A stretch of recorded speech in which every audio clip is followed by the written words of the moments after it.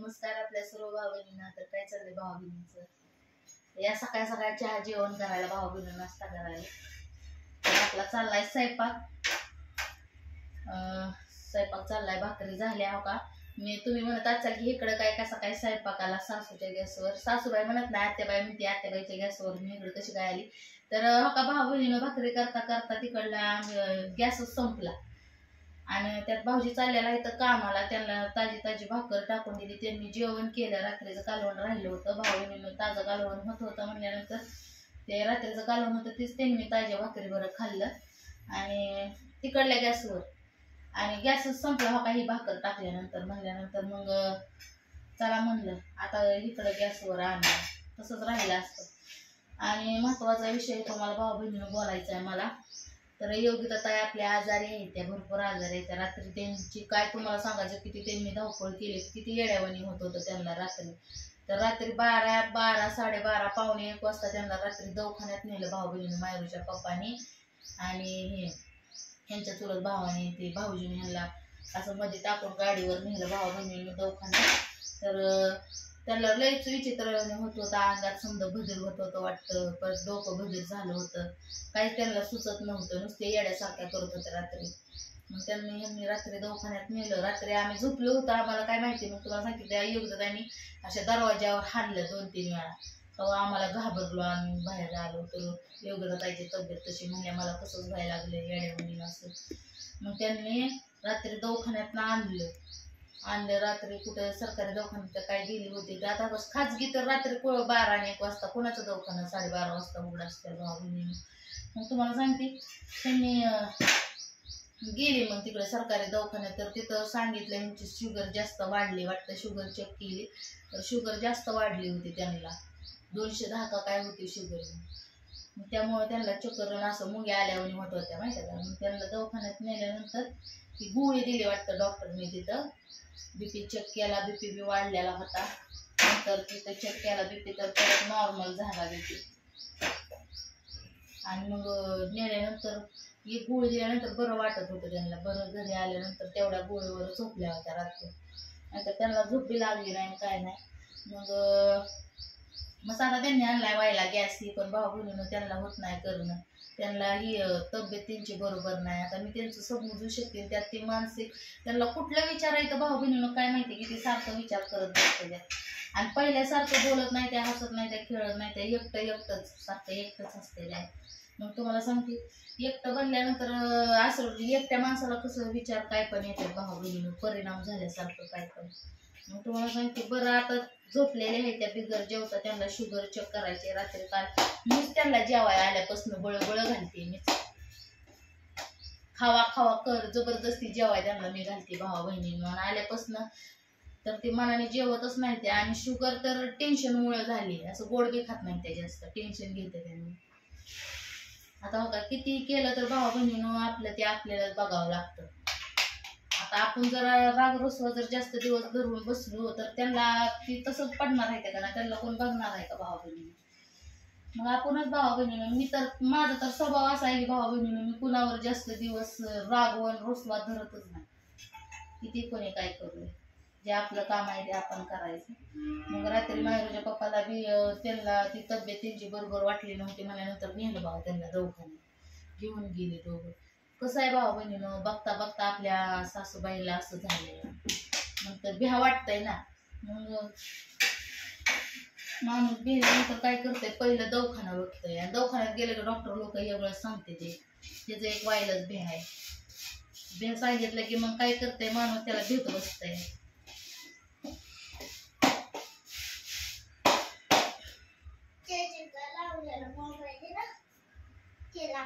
भ्या वाटतंय. मग तुम्हाला सांगते भ्या सांगितल्यानंतर आपण एकतर अडाणी. आणि अडाण्याला किती डॉक्टरनं सांगितलं थोडंफार तर किती तर जीवाला भ्या बसतंय. त्याचं व्हायला टेन्शन, तरी व्हायलाच वाढतंय दुखणं. त्यांचा बीपी पण वाढला होता वाटतं महाग. तर डॉक्टरने बीपीच्या गोळ्या पण दिल्या होत्या. एकदमच व्यवहारच त्यांचा बदलतोय भावा बहिणी. त्यांना तसं व्हायला लागल्यानंतर पहिल्या योगिताताईमध्ये ना आताच्या योगिताताईमध्ये भरपूर फरक भावा बहिणी. आणि कसं एक कसली 7.5 लावली देवाने काय माहिती. मागे एक झालं की एक झालं की एक दुखण्यात पडतंय. माझी पोरगी बी आजारी आहे, मायरा बी आजारी आहे. तिने सारखं म्हणते डोकं दुखतंय आणि डोकं दुखतंय, डोळं तिला आलेलं आहे. तर उन्हात फिरलेली सकाळचं तिला झोपेत उठली की इतकं डोळं चिपडते तरी तिला टूक सुटते. काय पण होतंय, काय पण होतंय. काय करायचं आता या दुखण्याला सांग. एक एक बघता बघता भाऊ बहिणीनं दुसरं काय पण उद्भवतंय. माणसाचं शरीर म्हणजे नुसतं शरीर नाही, सुखाचं लय दुःख आहे त्या शरीराला. भरपूर दुःखाचं शरीर आहे. माणसाचा घडीचा भरोसा नाही. रात्री योगिता ताई म्हणायच्या माझं काय खरं नाही. तरी मी भाऊ बहिणीनं औषधी जेवण त्यांना घातलं, गोळ्या खायला घातल्या आणि झोपताना म्हणलं तुमचा पाय चुळते आणि डोकं चुळते. तर म्हणल्या राहू दे आता, पाय माझं दुखायचं कमी आलाय, म्हणजे दुखत नाही, भुलीर होतोय, मुंग्या येत्या त्या पायाला. मग म्हणलं चुळून तरी काय उपयोग आहे. मग ती म्हणल्या माझं डोकंच दाब, माझं डोकं चोळ, माझं डोकं लय दुखतंय. तर त्यांचं नवरत्न तेल लावून रात्री भाऊ बहिणीनं 10-15 मिनिटं त्यांचं डोकं चोळलं, डोकं दाबलं. आता काय करायचं तुम्हाला सांगते, आपल्याशिवाय आहे का त्यांना कोण बघायला. आणि ती एकट्याला त्यांना लय एकटं महसूस करतात भाऊ. एवढे आपण त्यांच्यासाठी आहे आपल्याला माहिती आहे, पण ती त्यांना असं वेगळा म्हणजे एकट्याला एकटं समजतात. ती म्हणजे त्यांच्या डोक्यात फिट बसल्यासारखं मला वाटायला लागलं.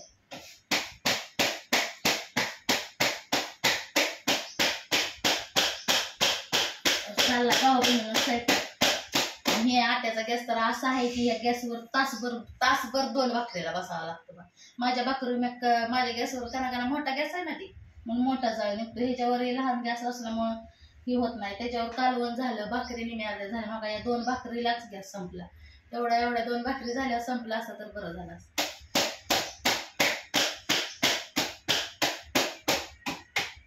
तिथून परत इकडे घेऊन आली पडायला घरातून पोटानं वाढवत. आता काय करायचं, संपले. लय भाजत नाही लवकर भाकर, उशीर लागतो गॅसवर.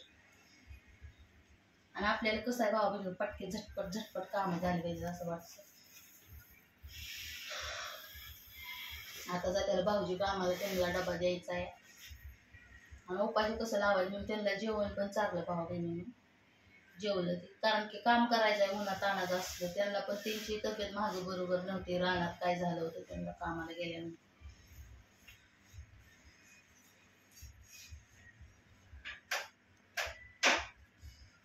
बघता बघता बघता बघता भाऊ बहिणीनं काय पण व्हायला लागले. त्याचं व्हायलं टेन्शन. झोप तर येईना जीवाला कसली. रात्री येईल 12-12:30 वाजता ह्यांनी उठावलं, घाबरली. मी तर मैंदळी घाबरली. म्हणलं काय झालं काय नाही. योगिता ताई म्हणले मला कसंच व्हायला लागलंय.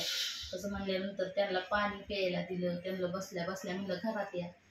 परत आपल्या दत्त महाराजांचा भाऊ बहिणीनं त्यांना भस्म पाण्यात टाकून मायरूच्या पप्पाने प्यायला दिला, भस्म लावला. म्हणलं त्याच्यानंतर काय तर बरं वाटत. नंतर दवाखान्यात आल्यानंतर भाऊ बहिणीने झोपलं.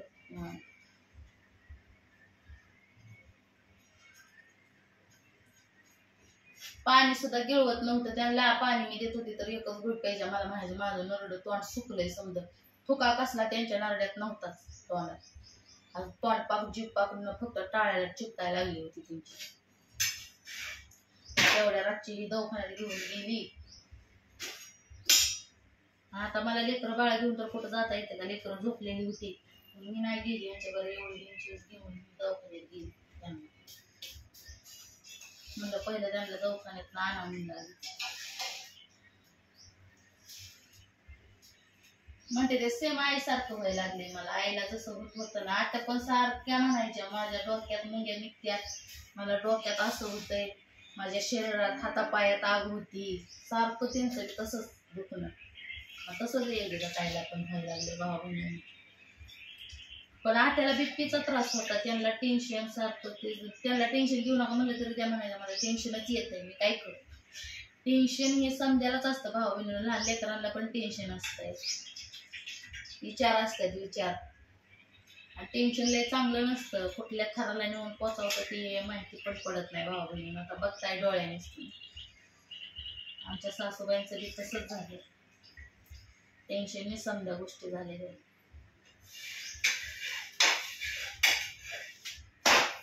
योग्य ताईला कोणाचं टेन्शन नाही, त्यांना ती विचार येतात आई, त्यांच्या आईसोबत ती घडलेलं आहे ना, ते विचार येतात भाऊ बहिणीनं. तर चला घ्या काळजी, झाला आता माझा स्वयंपाक, आता तिथे त्यांना डबा भरून दिली जाते कामाला भाऊजी.